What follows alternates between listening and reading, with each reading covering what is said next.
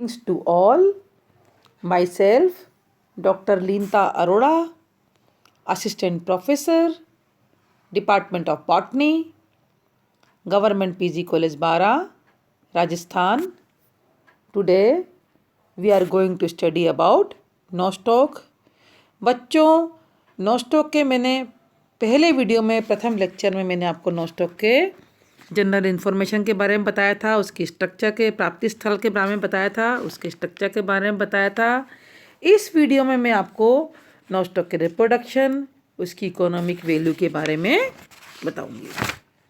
पिछले वीडियो में मैंने आपको बताया कि नोस्टॉक किन आवासों में पाया जाता है, उसकी सिस्टमेटिक पोजीशन के बारे में बताया. Kingdom prokaryota, division cyanophyta, class cyanophyceae, order nostocales, family nostocaceae and genus nostoc. इसके अकरेंस के बारे में बताया, इसके कैरेक्टरिस्टिक ऑफ नोस्टॉक फिलामेंट के बारे में पूरा बताया, इसकी पूरी प्लांट बॉडी के बारे में बताया कि इसकी body colony, cell structure, cell wall, pigments, nucleoplasm और रिजर्व फूड मटेरियल के बारे में मैंने आपको बताया. इसकी कॉलोनी एक गुथी हुई अवस्था में, ट्विस्टेड ट्राइकोम जो होते हैं आपस में गुथी हुई अवस्था में पाए जाते हैं, जो कि एक गेंद के समान दिखाई देते हैं. सिंगल सेल नोस्टॉक के बारे में बताया. नोस्टॉक का स्ट्रक्चर है बच्चों. इसके पिगमेंट्स के बारे में बताया. इसमें पिगमेंट्स क्लोरोफिल, केरोटीन, फाइकोएरिथ्रिन के साथ साथ इसमें मेनली पिगमेंट पाया जाता है सी फाइकोसाइनिन. न्यूक्लियोप्लाज्म के बारे में इसमें बताया कि न्यूक्लियोप्लाज्म में ट्रू न्यूक्लियस प्रेजेंट नहीं होता है, इसमें इंसिपिएंट न्यूक्लियस पाया जाता है. रिजर्व फूड मटेरियल इसके अंदर प्रोटीनस मटेरियल साइनोफाइसिन के रूप में पाया जाता है. इसके साथ इसमें शुगर व ग्लाइकोजेंस भी पाए जाते हैं. मॉर्फोलॉजी ऑफ नोस्टॉक के बारे में डिटेल में बताया बच्चों. इसके अल्ट्रा स्ट्रक्चर के बारे में बताया. अब आते हैं हम इसके जनन के बारे में, रिप्रोडक्शन के बारे में. Nostoc reproduce vegetatively and asexually. Nostoc का जब प्रवर्धन होता है कायिक विधि द्वारा होता है, वह अलैंगिक विधियों द्वारा होता है. इसमें लैंगिक जनन का पूर्णता अभाव होता है. Sexual reproduction is absent. इसमें लैंगिक जनन का पूर्णता अभाव होता है. All the filaments of the colony reproduce simultaneously. इसकी कॉलोनी के फिलामेंट साइमल्टेनियसली रिप्रोड्यूस करते हैं. The sexual reproduction is totally absent. Nostoc reproduce only vegetative and asexual method. इसमें सेक्सुअल रिप्रोडक्शन का टोटली अभाव होता है. ये कायिक व अलैंगिक विधि द्वारा जनन करते हैं. इसमें रिप्रोडक्शन फ्रेगमेंटेशन द्वारा होता है, खंडन द्वारा होता है, हार्मोगोने द्वारा होता है, एकाइनिट्स द्वारा होता है, हिटोसिस द्वारा होता है और एंडोस्पोर द्वारा होता है, फ्यूजन द्वारा होता है, आर्थोस्पोर द्वारा होता है. इसमें रिप्रोडक्शन सबसे पहले हम पहले मेथड पे आते हैं बाय फ्रेगमेंटेशन, यानी कि खंडन द्वारा. बाय मैकेनिकल, फिजियोलॉजिकल और by the colony break into 2 और मोर फ्रेगमेंट्स. मैकेनिकल, फिजियोलॉजिकल कारणों से कॉलोनी 2 या अधिक खंडों में टूट जाती है. जब किसी यांत्रिक क्षति अथवा शरीर क्रियात्मक कारकों से कॉलोनी छोटे छोटे खंडों में टूट जाती है तो प्रत्येक खंड एक नई कॉलोनी बनाने की क्षमता रखता है.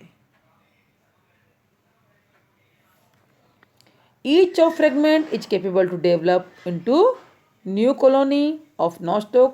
इसका हर खंड जो होता है वह प्रत्येक खंड वृद्धि कर नवीन नोस्टॉक कॉलोनी का निर्माण करता है. The colony break down into 2 or more fragments accidentally or due to some physiological reason. Each fragment grow into a new colony.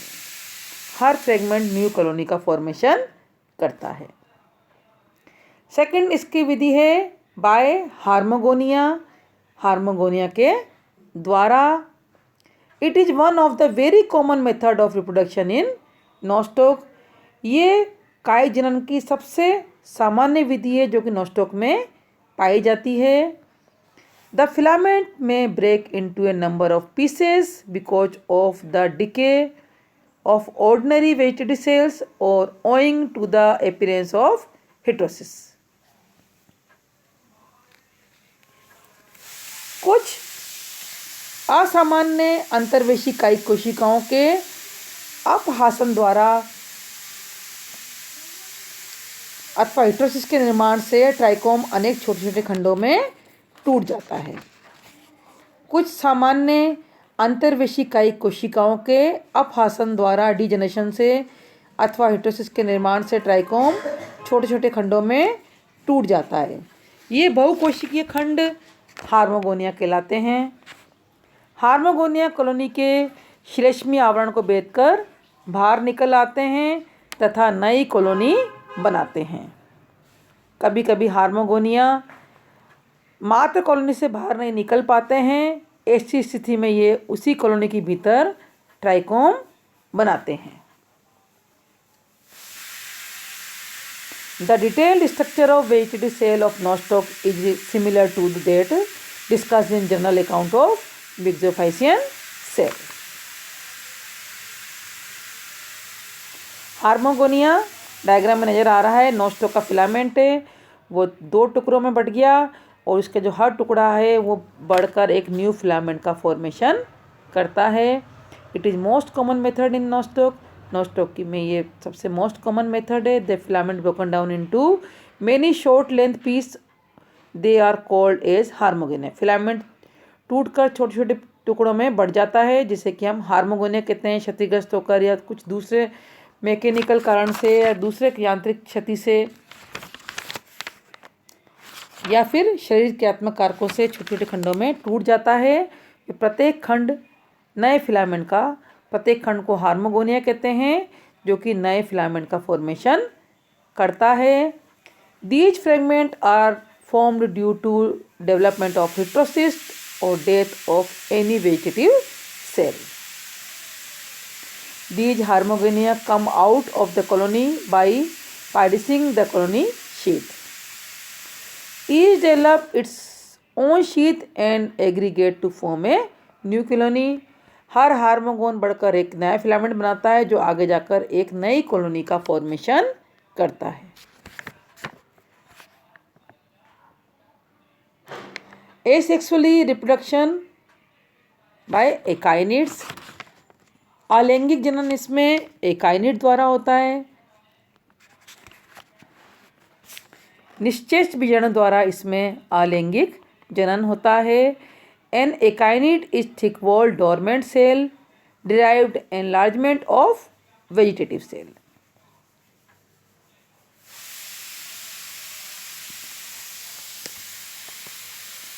इसके एकाइनिड जो होते हैं थिक वॉल्ड डोरमेंट सेल्स होती हैं जो कि वेजिटेटिव सेल से इसके बड़े आकार के कारण इस अलग ही नज़र आती हैं।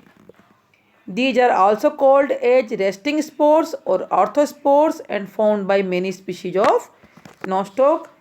इन्हें रेस्टिंग स्पोर्स, ऑर्थोस्पोर्स कहते हैं जो नॉस्टॉक की अनेक स्पीशीज में फॉर्म होते हैं।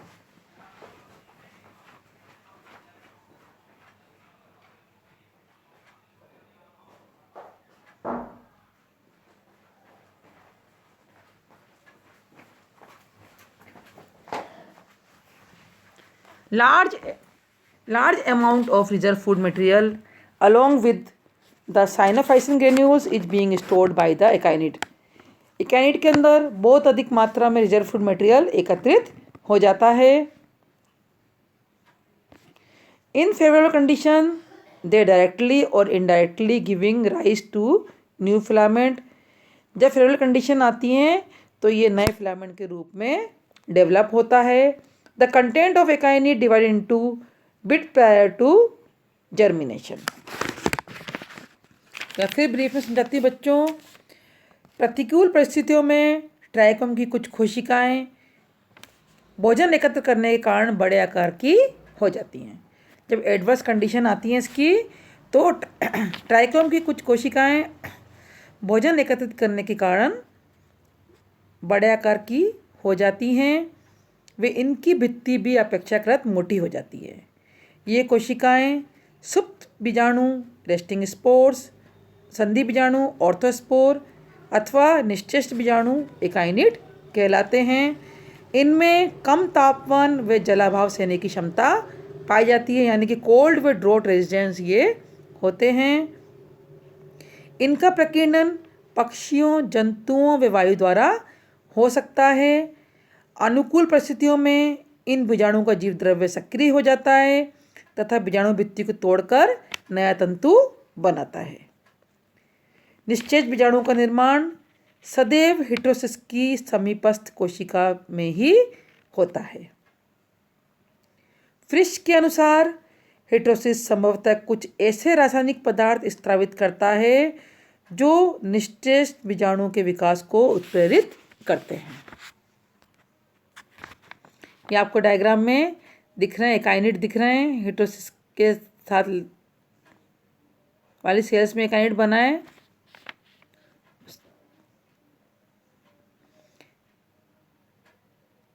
एकाइनिड हिप्नोस्पोर थिक वॉल्ड दिख रहे हैं आपको। These are also called resting spores. इन्हें हम रेस्टिंग स्पोर्स भी कहते हैं, जो कि कई वर्षों तक रेस्टिंग कंडीशन में पाए जाते हैं। A vegetative cell enlarged and secrete a thick walled around। Vegetative cells बड़े आकार की हो जाती है, अपने चारों तरफ एक मोटी भित्ति स्रावित कर लेती है। Then stored a large amount of food and function as akinete. फिर वो अपने अंदर लार्ज अमाउंट में भोजन एकत्रित कर लेती है और एकाइनिड के रूप में कार्य करती है। They are usually present adjacent to the heterocyst singly in chain. या तो सिंगली पाए जाते हैं या ये चेन्स में पाए जाते हैं। They help plant during unfavourable condition. जब अनफेवरेबल कंडीशन होती है उस समय ये प्लांट को जीवित रहने में मदद करते हैं। व्हेन कंडीशन बिकम फेवरेबल, जब फेवरेबल कंडीशन आ जाती हैं, these akinete release their content through a pore that germinate into new filament. जब इसके लिए फेवरेबल कंडीशन आ जाती हैं तो एकाइनिड जो है एक पोर के द्वारा जर्मिनेट होता है और नए फिलामेंट का फॉर्मेशन करता है। नेक्स्ट बाई एंडोस्पोर, अंतः बीजाणुओं द्वारा। In some species like nostoc microsporum, nostoc commune, heterocyst content divide to produce endospore. कुछ स्पीशीज जैसे नोस्टोक माइक्रोस्पोरियम, नोस्टोक कम्यूनी में हिटोसिस का कंटेंट डिवाइड होकर एंडोस्पोर बनाता है। These spores are release into new filament. ये स्पोर्स नए filament के रूप में डेवलप होते हैं। नोस्टोक की कुछ जातियों, नोस्टोक कम्यून, नोस्टोक माइक्रोस्कोपिकम में हिटोसिस की अंतर वस्तुएं विभाजित होकर अंतः बीजाणु बनाती हैं। इनका विमोचन हिटोसिस की भित्ति के विघटन से होता है। प्रत्येक अंतः बीजाणु अंकुरित होकर एक नया टाइक्रोम बनाता है। निश्चित बीजाणु की तुलना में अंतः बीजाणु की भित्ति पतली होती है। By arthrospore, the resting akinete are also called arthrospore. Resting akinete को हम आर्थोस्पोर भी कहते हैं। बाय हिटोसिस के द्वारा नोस्टोक कम्यून आदि कुछ जातियां जो होती हैं उसमें हिटोसिस निष्क्रिय बीजाणु के रूप में कार्य करता है। इन जातियों में हिटोसिस का जीव द्रव्य सक्रिय होकर एक नया टाइक्रोम बनाता है। अंकुरण के समय इसका जीव द्रव्य एक अनुपस्थित विभाजन द्वारा दो कोशिकाओं में बढ़ जाता है, जिसमें पुनः विभाजन द्वारा ये 4 कोशिकीय तंतुल जर्मलिंग नूतनोद्भिद जर्मलिंग बनाता है। इस अवस्था में हिटोसिस की भित्ति टूट जाती है। वे नया जो जर्मिलिंग होता है बाहर आकर एक नए टाइग्राम का फॉर्मेशन करता है। आपको डायग्राम हेटरोसिस दिख रहा है। पहले डिवाइड होकर 2 सेल्स बनाई इसने, 2 कोशिकाएं बनाई इनपस विभाजन द्वारा, फिर इसमें विभाजन हुआ, फिर 4 कोशिकीय जर्मिलिंग का फॉर्मेशन करता है जो आगे जाकर एक नए टाइग्राम का फॉर्मेशन करता है।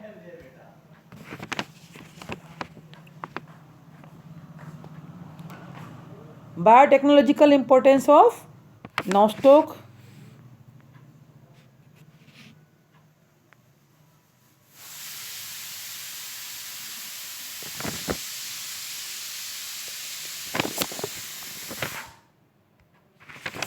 Nostoc has been used as dietary supplement for countries. Nostoc has been used as dietary supplement for centuries. Nostoc जो है डाइटरी सप्लीमेंट्री के रूप में काम आता है।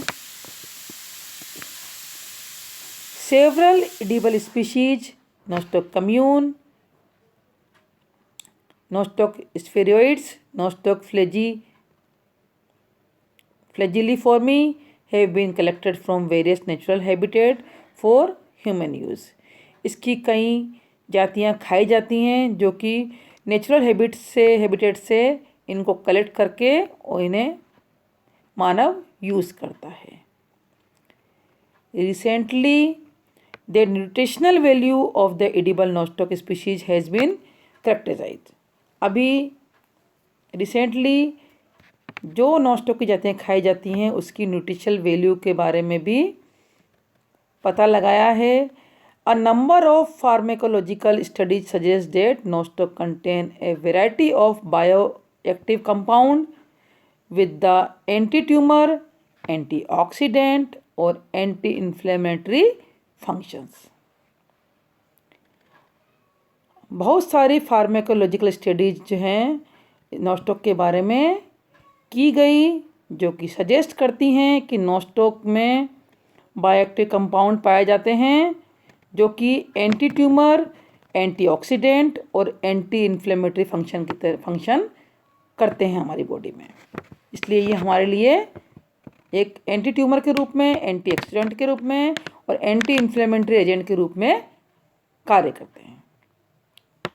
To meet the increasing market demand, mass cultivation of nostoc has been attempted during the past decade. इसकी market में डिमांड बढ़ने के कारण इसका पिछले कुछ सालों से इसका मास कल्टीवेशन किया जा रहा है। Research on the morphological development, pharmaceutical values, growth and physiology of nostoc with an emphasis on the edible species has been successfully done. इसकी मॉर्फोलॉजिकल डेवलपमेंट, इसकी फार्मास्यूटिकल वैल्यू, ग्रोथ और फिजियोलॉजी के बेस पर इसकी एडिबल स्पीशीज को successfully हम इसको उगा भी रहे हैं, इसका मास कल्टीवेशन भी कर रहे हैं। The edible species has been successfully cultivated at pilot scale. Several technical challenges including the low growth rate, loss of colonies and high cost of photobioreactors remain to be overcome for commercialization in future. इसके जो character हैं इसकी वजह से future में इसका commercially इसका उपयोग किया जाएगा। इसलिए इसको पायलट स्केल पर कल्टीवेशन करने के लिए सक्सेसफुली इसको पायलट स्केल पर इसका कल्टीवेशन किया जा चुका है और किया जा रहा है। तो ये हमारे लिए इकोनॉमिकली भी हमारे लिए ये नॉस्टॉक बहुत इम्पोर्टेंट है। इसके साथ साथ चावल के खेतों में अगर नॉस्टॉक को डालते हैं तो वहाँ पर क्या होता है, ये इसके अंदर नॉस्टॉक के अंदर क्या पाए जाते हैं, हिटोसिस पाए जाते हैं, जिनका कि मुख्य गुण क्या होता है, नाइट्रोजन का फिक्सेशन करना। इसके हिटोसिस नाइट्रोजन फिक्सेशन करते हैं तो उससे क्या होता है, जो फिक्स नाइट्रोजन है वो चावल के पौधों को प्राप्त होती है, जिससे कि उनकी उपज बढ़ जाती है, ग्रोथ बढ़ जाती है। एक तरह से ये नेचुरल फर्टिलाइज़र के रूप में चावल के खेतों में, धान के खेतों में काम में आते हैं। इसीलिए लोकल फार्मर्स जो होते हैं वो धान के खेतों में ब्लू ग्रीन एल्गी नॉस्टॉक का उपयोग करते हैं।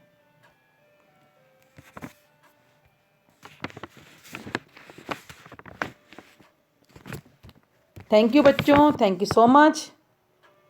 आज ये नॉस्टॉक का लेसन आज का कंप्लीट हो गया। थैंक्स बच्चों।